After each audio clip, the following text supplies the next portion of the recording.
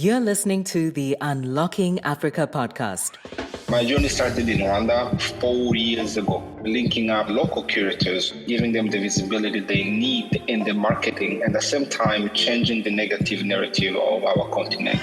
When you look at Rwanda, where I am from, people can come for the gorillas, that's great, but Kigali is more than the gorillas. Kigali is more than the genocide against the Tutsis that happened. There is a growing, vibrant fashion scene, business scene, even the culture. So how do we bring that to a platform? Research shows that there are 700 million travelers who seek cultural experiences. They don't make it to the continent. They don't. Stay tuned as we bring you inspiring people who are unlocking Africa's economic potential. You're listening to the Unlocking Africa podcast with your host, Tessa Adamu. Welcome to the Unlocking Africa podcast, where we find inspirational people who are doing inspirational things to unlock Africa's economic potential. Today, we have another special guest. We have Charles Shima, who is founder and CEO of ZaNiheza, which is an afrocentric travel marketplace that offers immersive experiences, activities, and events in Africa. Welcome to the podcast, Charles. How are you? I'm great. Thank you for having me. Oh, it's a pleasure to have you. I know we've been speaking for quite a while and the date has finally arrived. So I'm looking forward to hearing all about your journey and this amazing startup that you have founded. So before we get started, I was hoping you could introduce yourself and tell us a bit more about Charles Shima. Absolutely. Thank you very much. Yes, we have been talking for quite some time indeed. So I'm really happy to be here speaking to you and sharing my story. I am a founder, CEO, and actually also chief storyteller of what is really the world's first afrocentric travel marketplace. And my aim is to connect travelers with less seen things or done in Africa. For many years, the focus has always been on safari, yet safari is only 5 countries. Africa is 54 countries, and there is more things to do, such as culinary. We have food, we have cities, because in North America, some people still think that we don't have cities, like big city, modern city. My journey started in Rwanda, and that's actually 4 years ago. And I am linking up local curators, giving them the visibility they need in the marketing, and at the same time changing the negative narrative of our continent through travel while empowering and creating the youth. I'm also a father of twins. So yeah, that's me. Fantastic. So you touched on a few key points there, which is you are the chief storyteller of the organization. Your aim is to connect travelers with the less seen or known things about Africa. And it's also about changing the negative narrative that is sometimes promoted or displayed about Africa. Yes. I was hoping you could start from the beginning in terms of your journey. You are originally from Rwanda. I know we've spoken before in terms of how you survived the genocide and then moved to the US or traveled and began this amazing journey. So I was hoping you can kind of talk us through that journey in terms of where it all started from, where you are now. Absolutely, yeah. That's quite a story. My life story is a quite story. My story is actually very linked to the history of Rwanda. Take you back to when I was born in 1978. My father had fled the conflict back then in 73 in Rwanda and moved to DRC, back then Zaire. And that's where my love for cultures were really born, because Kinshasa, the capital of DRC, was quite a modern city. So from my younger age, I saw a lot of TV shows from the US. One of my favorite was Roots and Dallas. Yes. And then when we moved back to Rwanda, I was about 7 or 8, maybe 8 when we moved to Rwanda. My mother was quite ill. She will pass shortly after that. And 4 years later, my dad in 1991 also passed away, unfortunately. And there I was at 13 years old, an orphan, without my parents. And being an orphan in Rwanda before the genocide, unfortunately, it was a very peculiar situation to be in. Unfortunately, orphans are sometimes frowned upon. and sometimes you are blamed for what has happened to you. Anyways, life must go on. So I was getting used to my life without my parents. Anyone who has heard me and watched me on LinkedIn, I always speak fondly of my dad, my father, because he is a man who has really shaped me in so many ways. He is my hero. He is an inspiration. And that's key in my formative years around as I was growing up and seeing how Black men in general, African men are seen, perceived. He also never left the continent, I must say that, even though he had the proper profile of an African who should move somewhere else for a post job in Europe. That being said, in 1994, when I was about 16 years old, actually, the genocide started, the killings. The president plane was shut down on the 6th. I was having dinner. And around 8 p.m. or so, that's when the radio switched to classical music. And in me, I knew something had happened.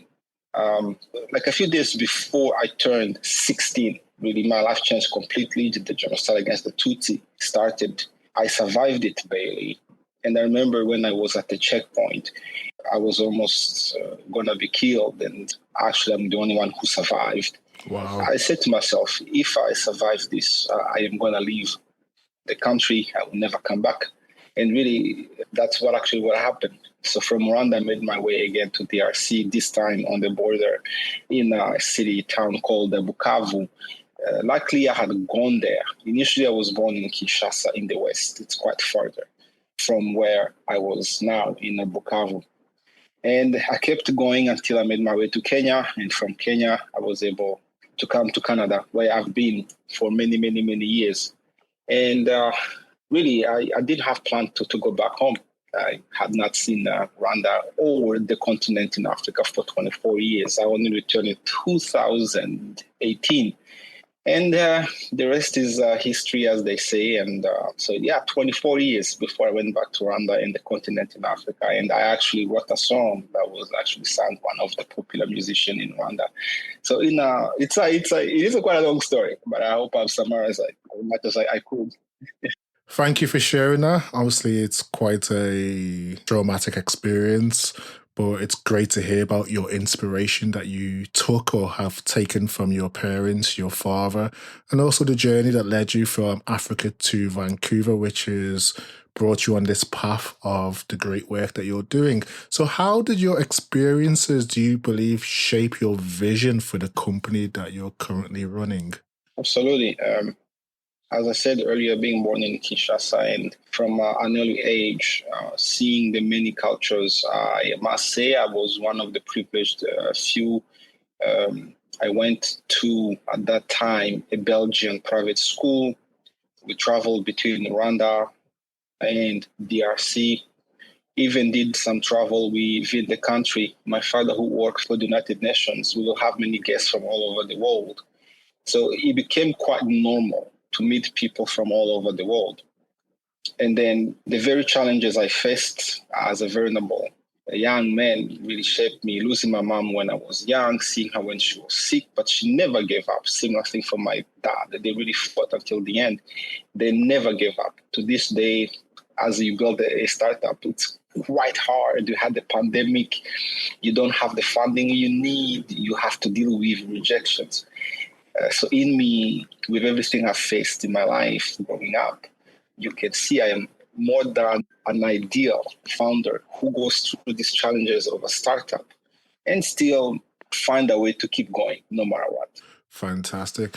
So I guess from there, if we look at what you're trying to achieve through ZaNiheza, you're trying to bridge a specific gap in the travel market. So what specific areas are you trying to address whilst trying to bridge these gaps? Absolutely. Trying more so. 4 years in, the opportunity is this one. And when you look at the continent of Africa, when you look at our tourism, I must say it was shaped from a colonial lens. I challenge everyone to go into Google and search the word safari. We know it means journey, and that's a beautiful thing, yes. However, when safari became associated with travel, it's to hunt, it's to kill, the big five. When we look at the narrative, we have to think about that, right?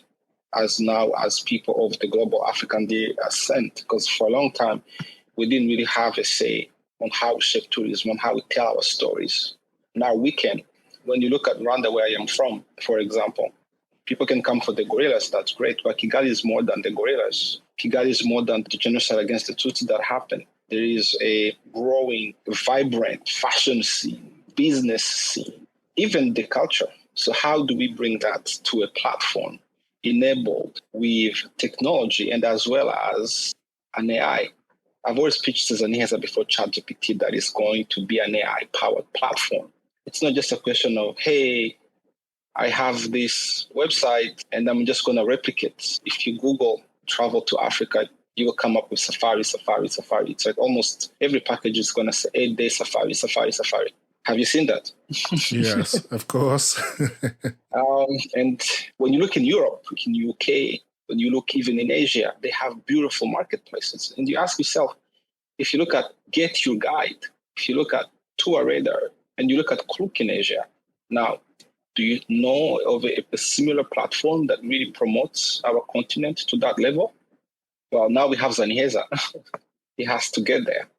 And that's where the opportunity is, telling our story, leveraging the technology, and as well as AI.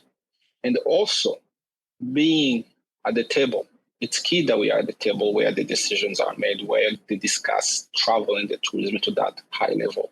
Yes, the governments do it, such as Visit Rwanda. They're doing such an amazing job. In the private sector, we need to do that as well.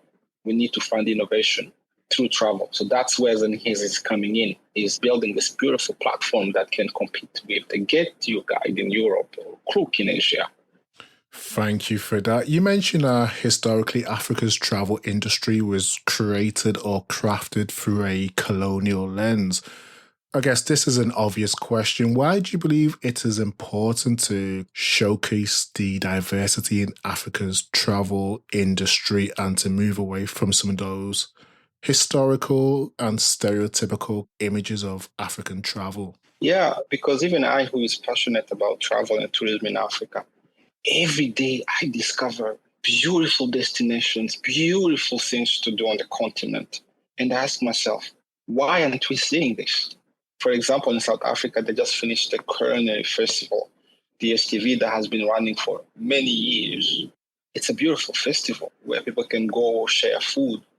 In Mozambique, they have untapped, beautiful resort, beach resort near the water. And we talk about responsible tourism. In Europe, many locations, such as in Italy, they are suffering with an over-tourism. Yet, I can name over 20 countries right now in Africa that could benefit from the tourism. It's good for the economy. It's also good for the youth when we are talking about unemployment. You see, when I saw the young women and men dying in the Mediterranean, it really broke me. That should not happen in this time. And so where are their solutions? And it's not just about the continent. I'm talking about the global African diaspora. Hence, it is an afrocentric. And now we have a window with Burna Boy. The music, we are just winning. Now let's just infuse that with tourism. Let's just, travel. Let's have a platform that shines the cultures. And also, really, I would like to see more global African diaspora putting Africa destinations or Afrocentric destinations first. It is us. It is our history. It is our future. I agree. In order to promote and introduce people to some of the hidden gems in Africa requires clear storytelling. You are the chief storyteller within ZaNiheza. So how do you believe storytelling and, say, content creation contributes to changing that narrative and introducing people to some of the less known, less seen locations within the continent? Absolutely. Thank you for that. Interesting enough, my father introduced me to content creation ever since we were a kid. I think he knew if we didn't have the genocide against the Tutsi, I could literally show you my life in pictures. I remember watching Roots TV when I was about 6 years old. The Roots is the history of Kunta Kinte, who was taken from a continent in Africa, perhaps fictional or not. Have you heard of that story? Yes, of course. I was 6 years old, seeing this person who looks like me, black, being taken away from our continent, taken to a foreign land, and how he fought for his rights. In this case, he didn't want his name to be changed. That image stays with you. That's content creation. That's history being told from a perspective of what happened to him. See, that stays with you. And then when I came to Canada, I remember I was sitting here, I was watching TV, and I remember I'll never forgotten this, and I saw those ads of World Vision, and they're showing a kid somewhere in a village in Africa, and they're saying, send them toys, and they always had flies at the end. Interesting enough, Trevor Noah did actually a spoof on that to make fun of those ads, information. So content creation, it is key because what we say, how we say it, and how we reflect it in the pictures, it's key. It is how we change the negative narrative. And we have to be unapologetic in doing so. If you look at ZaNiheza social media, you will not see the wildlife or lions or elephant because we have cities, we have more. And it does something, you see? Like we have beautiful cities. Because if you go on the other platform, on the Expedia, I mean, rarely they will showcase like a destination in Angola. Angola is known as the Miami of the continent. It's such a beautiful city near the water. And even what you are doing with the podcast, giving us a voice to come and speak and talking about our journey and what we are doing. So when we bring all of those together, then we can tell our stories through our voices and through pictures and content creation. So you've detailed that content creation and storytelling is key to overcome perceptions, narrative, and some of the challenges. So if we look at the challenges, from your perspective or opinion, what are the challenges that Africa's tourism industry currently faces? For many years, everything actually even up until now, the perceptions of the continent is very negative. The perceptions of Africans is very negative. And therefore, if someone like me, I'm saying, well, it's not. Or even Wodemaya, one constant challenge is how do you change the mind of something that has been told for years and years? I just gave you an idea of safari. How do you be that voice and keep going no matter what? Because really, at some point, you sound like a crazy person. You do. You sound like a crazy. What is he saying? Even when I talk about Rwanda, people here in Rwanda still think we still have war. Like they do. This is something I hear even as recent as the last month. It's like, oh my goodness, Rwanda, is it safe? Rwanda is one of the safest. Here's another thing. Rwanda is one of the safest places in the world. Yes. Why are they just keeping it to Africa? Come on, let's be realistic. I have traveled in many places around the world. I've been to Japan. I've been to UK. I've been to France. I have been in many places. And when I say Rwanda is one of the safest places in the world, say it. Yesterday, I was looking at the top 20 destinations to visit. I love to read those. And I go, look, all right, Europe, Asia. Oh, right, there is no Africa. Why? You see? And now one of us, some of us, many of us, we have to speak up and we have to be intentional. Nigeria, my goodness. Why are you just going to tell me that it's not a safe place? Here's something. I was traveling through the US and I was in Washington and I was getting ready to go to Baltimore. It's not far from Washington. And what I've heard about Baltimore, it's not safe, it's dangerous, people are being shot. So I was having lunch with someone in Washington before I took my train. It's like, I want to go to Baltimore, but I'm scared. He's like, why? Because I hear people get shot all the time. He's like, Charles, people live there. Yes. People live there. So how do they live there? And that made me think. So people live in Nigeria, people live in Cape Town, people live in Pretoria, so on and so forth. But it has to start with us as well, as meaning the global African diaspora. So we've discussed the challenges. I always believe that with challenges comes opportunities. Do you think as Africans we have done enough to harness the opportunities in tourism for, not even for the sake of tourism, but to enable economic growth and development? That's a very good question. I cannot speak for every African involved in tourism because we are many. It will be challenging to know what is being done in every corner of the world. If you're doing something, though, you need to speak out, just like I am. Perhaps one thing that I'm doing really well is that I am the bravest, the craziest one who is speaking out on LinkedIn, on social media, content creation. I speak out. So if you are building something that is benefiting to our continent, please don't be quiet. Let's find each other. I think the common thread, the weakness that I hear, because I'm also now a member of the Future of Black Travel, a few delegates who are going to discuss ideas on how we can shape the future of Black tourism. The common thread I hear is that we don't work together, you see, or we work in silos. So that's where we're not doing enough. How can we leverage our strength?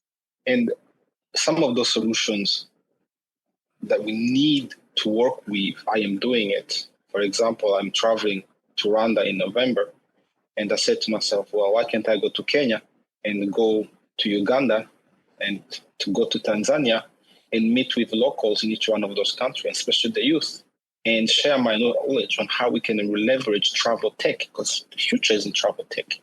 Everything happens with tech. When you create content, you need a phone. We are speaking now, we are using microphone. Everything is tech-enabled nowadays, not to mention AI. And you see, so I am just doing one man trying to go and reach out to our brothers and sisters to share their knowledge and at the same time teach them how they can leverage this multi-billion-dollar industry to generate an income. And that's been another challenge. Who pays for it? They don't want me to pay for it. You see, even if I don't charge, but these things cost money. Traveling within the continent, unfortunately, the connectivity is still a challenge. So who pays for it? Interesting enough, if I speak to my brothers and sisters, unfortunately, some of them, they like to tell me, we will pray for you. Look, prayers are nice, but prayers won't pay for my ticket to go from Rwanda to Kenya. Very true. So if we keep on the theme of opportunities in African tourism, we know that Africa is experiencing some growth in areas such as tourism. But what do you believe can be done to sustain this growth or increased interest in African tourism, culture? We have to consume it. If you are a global African who has an income, don't go to Turkey, go to Africa. Don't go to Dubai, go to Africa. I used to travel to Japan every year, but I haven't done that. Yes, we had the pandemic, but I put Africa destination first. Because you can have innovation, you can have thinking of how do we sustain it, but it's sustained by us consuming it. Klook, one of the leading platform in Asia, they just put in through 3 billion booking alone between China, Singapore, and Japan. And you will see in those countries, it's the locals, it's the regional travel happening. And that really helps. And then with that, then we can create more innovation. We can design new packages. We can touch other destinations. We can build an infrastructure that's really missing, except in some countries like in South Africa. But we need to build the attractions. They are needed. We need to have the future Disneyland of some sort. Attractions are really needed. We can't just travel and be in a country. Yes, it's beautiful, day one. But if you have family, suddenly they don't have a mall or they don't have any other attractions to complement an experience, something is missed. And that's one thing Rwanda has identified by focusing on sports tourism and MICE. They are doing really well. Boys to Men is going to be performing in Rwanda in October. So everything complements, but we need to consume it. We, African Global, and our friends who wants to discover the cultures told from our lens. I agree. You touched on a key point, which was building attractions and infrastructure, which also creates sustainability and jobs. So we know there is a link between travel, job creation, and economic development, which I believe is a significant part of ZaNiheza's mission. So could you elaborate on how you empower local travel curators and promote unique cultural experiences that contribute to economic growth? Yes, working on ZaNiheza, sometimes people like to suggest me a million things, but let's talk about a local curator. You will find that they may be really good at putting together a package. And always remember that most of us don't speak English or French or Portuguese as a first language. It's a second, a third, a fourth. Now, when you look at the package, and that's what ZaNiheza is doing really well, you read it, you're like, okay, what are they saying here? So essentially what saying is you need to streamline, you need to be able to take what they can do. And you need to ensure that you can package it, you can write it, you can bring in those skills in order to make it sellable, the copyright that is needed.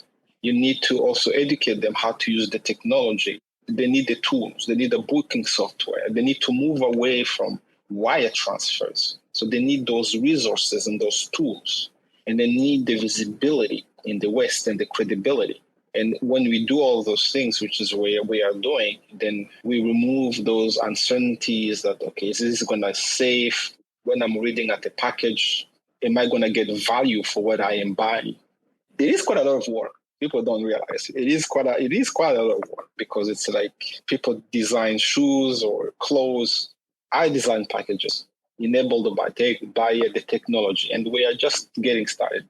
This is just a tipping point. There's a lot more that can be done, but essentially any local curators on our platform now, if we go look, we've done all of those. We have added value so that they can focus on showing us their countries, their culture, their food, and making sure that money goes in the economy directly. Thank you for that. As you mentioned, you design packages.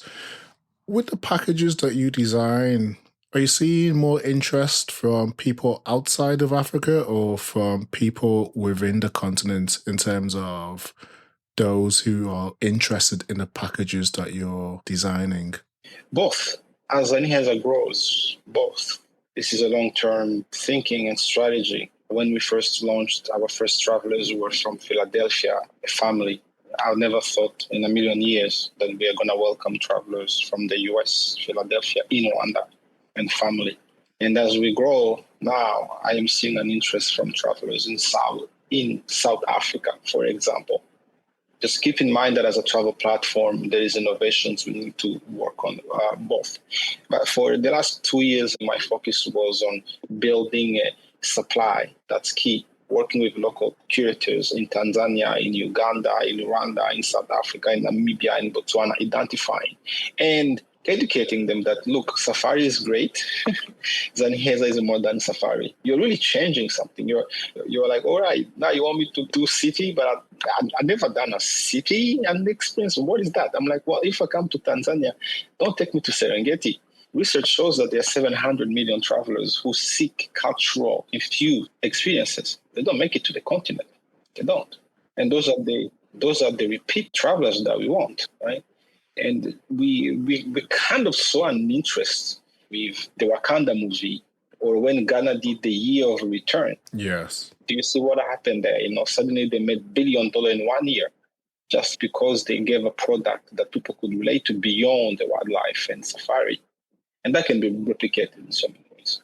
So now the challenge is local curators have to embrace immersive and cultural, because it is really the future, especially now. So the why now, is that when I was 1990s, the climate in Africa was not the same. Now we are seeing with the fintech, a lot of startups, a lot of young men from the diaspora coming back to the continent. We are being more aware. We people on the continent, local, and why not? We are traveling more, right? Doors have now opened. Really, growing up, it used to be that a tourism profile will be a white someone coming to Rwanda. That's what we saw, majority. But that's changing, and that is where the opportunity is. So in terms of your packages, which countries or hidden gems have you uncovered in Africa that people should look out for or consider traveling to in Africa? Yes, I mean, even if they're familiar with them, we repackage it. So for example, in Rwanda, in Kigali, the package in Kigali, you get to do pottery with an indigenous group in Rwanda. Right in the city, you get to go see swimming cows in Rwanda. They don't just have the gorillas or the monkeys in the Nyungwe. You get to do that. In Tanzania, where it's known for the Serengeti, have you gone to Dar es Salaam, spend time in the city, visit the city, look at their fashion, look at their food. Zanzibar, it's more than the beach. I discovered that they have a beautiful night market, a food market. Go eat your heart out. Mozambique, so many beautiful, relaxing beaches to go to. And you see, I'm sort of identifying here. There is another upcoming country that is actually untraveled, Guinea. The capital is Conakry. Yes. Wow, what a beautiful country. And they are really working hard for their tourism. And anywhere we go in Africa, we have the music, the dancing. They just did a festival that was so amazing. And I was talking to their tourism board. I'm like, we need to have that on ZaNiheza platform. And that's sometimes the challenge. The tourism board are not quite responsive to an innovative idea immediately. But Guinea, I'm dying to get to Guinea, Conakry, soon. So there you go. Brilliant. Earlier, you discussed about the tech, and obviously, we've just spoken about the packages that you offer. We know that your booking software is hugely driven by technology, which enables travel suppliers to offer your packages online. So, how has technology played a role in scaling ZaNiheza's operations and, I guess, ensuring seamless experience for both travelers and local curators? Absolutely. Even though the technology is not quite where I would like to see, because that takes a lot of money.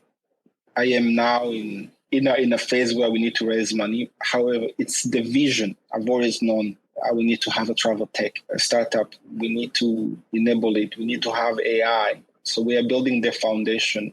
Even when you talk about AI, people look at ChatGPT, it's amazing. But remember, data comes from somewhere.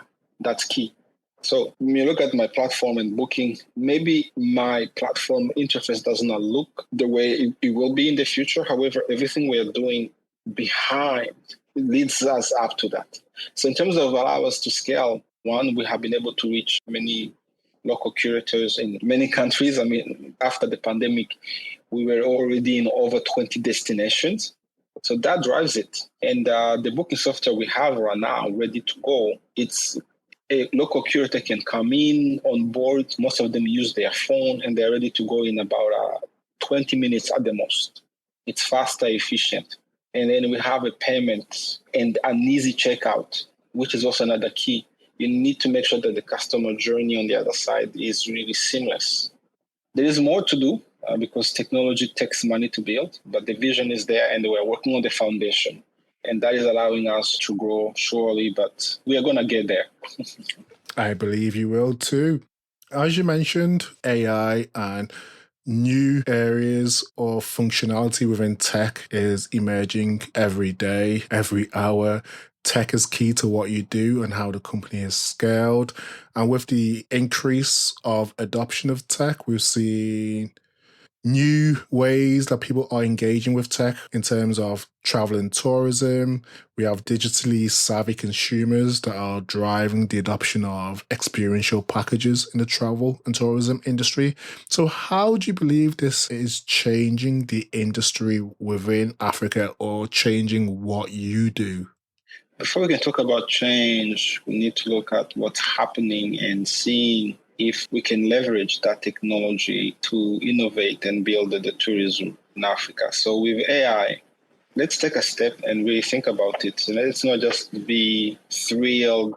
We need to understand it. And again, we need to know that there's a foundation. We need to have data. In Africa, we really lack data. Without data, it's always going to pull information that may not reflect our story and what we're trying to convey. Yes. From where I am is what else is needed, because we need to be with innovators at the seat table where all those innovation and changes, we need to be able to listen and see what's going on and where they're going to move forward. There are always these conversations happening. And there's this conference that just finished in New York, Skift, one of the biggest travel tech conference in the world, the Global Forum. And we were not there. We were not there. Africa was not represented, not at all. But the common theme now, Airbnb, in Expedia, is basically AI. ZaNiheza is not as big as those big platforms. So if most local curators are tour operators are using an Expedia platform, and Expedia has already launched the ChatGPT. So what does that mean to a tour operator using that platform? What does it mean? Do we even understand how they have to write their package so that AI can pick up on those destinations? Is something being missed? Do we have the proper data? So we need to think of that. You simplify it. People like to say, I can just go and type in, find me a destination in Africa, and then ChatGPT is going to do it. Yeah, sure. But it's not going to be quite the same as once we've built better data.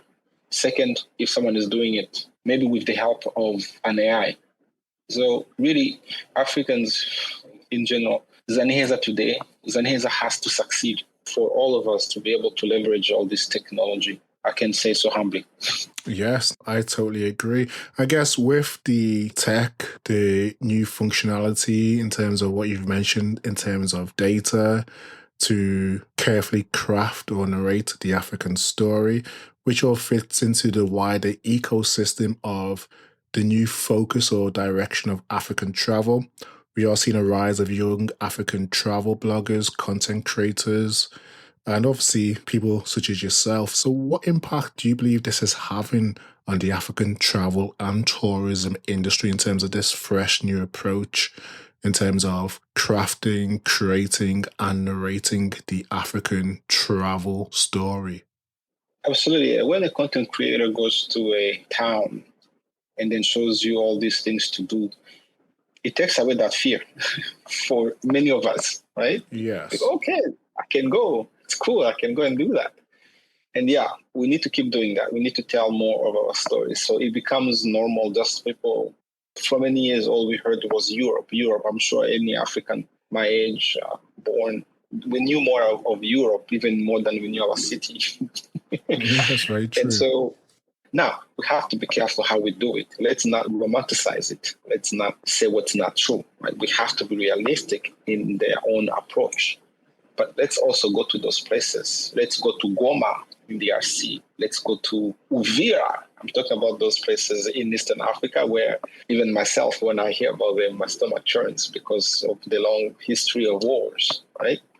So let's enable those content creation to happen because also they cost. We need to be able to make sure that the youth can fund the camera. But let's not just go to the common place. Let's also see the whole continent, 54 countries. I really would like to document every city, every town. It's a dream over the course of the 20 years in Africa because there's so much things to see and do. But working with the content creators, I'm sure we can get there. Fantastic. So, guys, you've given your view or experience of the emerging trend or the trend that we are currently seeing of content creators. So, if we look outside of that, and stick on the theme of trends, what current trends in Africa's travel and tourism industry are you seeing that you're currently excited about? Right now, it's really doing local things, eating local food. I remember I was watching a video about this content creator showing us local food in Ivory Coast, going to the market and eating their fish, ateke. I saw something similar. Yes. I'm sure now we have all heard about the jollof wars going on. Jollof, hasn't heard about jollof. Yeah, that is the new, that is really the new trend. And I really like that, food.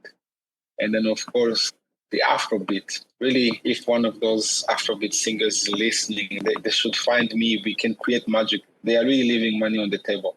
If you're dancing Afrobeat in London, you should be doing it in Lagos next time.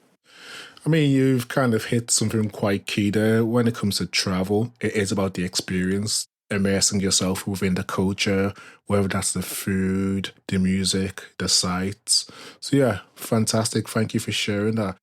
If we move from trends, look into the future, how do you see Africa's travel and tourism industry evolving in the next 5 years?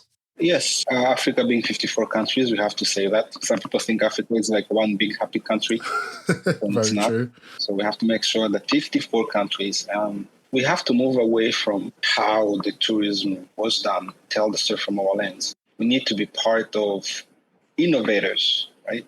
We need to have an Expedia, a Klook platform, ZaNiheza essentially. That's where we will be able to own our own innovation and not just be the users. Do you see? There's a key difference even with the AI.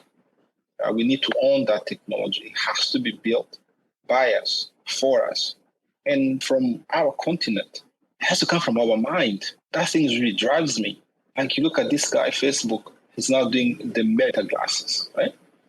But then, of course, he can take that to the continent and say, hey, but is that really our innovation? I have so many ideas, some that I cannot share for proprietary reasons, but with money, Africa is untapped. But for now, is that innovation is not just what we see maybe It's what being is done. It's really for us to choose Africa as a destination and go to those destinations, go to Guinea, go to Cote d'Ivoire, go to Benin, I just heard. So even I am learning and discovering all these places like Benin. Something's happening in Benin. Something's happening in the Burkina Faso. It's not just the coup d'etat that they just had. It's still a beautiful country to visit. Nigeria, my goodness. I remember I posted about a beach, even though those things on LinkedIn. And I was like, is this in Lagos? I'm like, yeah. It's one of my highly top performing posts on LinkedIn. Looking closer to home in the next 5 years as you continue your mission of showcasing African culture to the world, where do you see your role in promoting Africa's cultural richness through travel experiences? My role as a travel tech founder is to be at the table. If they go to Davos, I want to be there. If they go to New York, I want to be there. If they go to Singapore. But we want to bring those discussions at home because innovation is not just one person. It's the many of us. And we do that by being in the same room and sharing ideas and challenging ourselves. So as they say, inshallah, we will see. I have started. I will be going to Focus Wire conference. I am the only person from the African descent who just won that scholarship, and that's good. I will be there with innovators, trailblazers in the travel tech world. And I will be there to learn, listen, and at the same time, ensure that Africa is valued, 54 countries. That's key, that we are valued from our own storytelling perspective. Fantastic, fantastic. And congratulations on the scholarship. Thank you. Quote of the week. As people, we often have quotes, mantras, African proverbs, or affirmations that keep us going when times are challenging or when times are good. Do you have one that you can share with us today?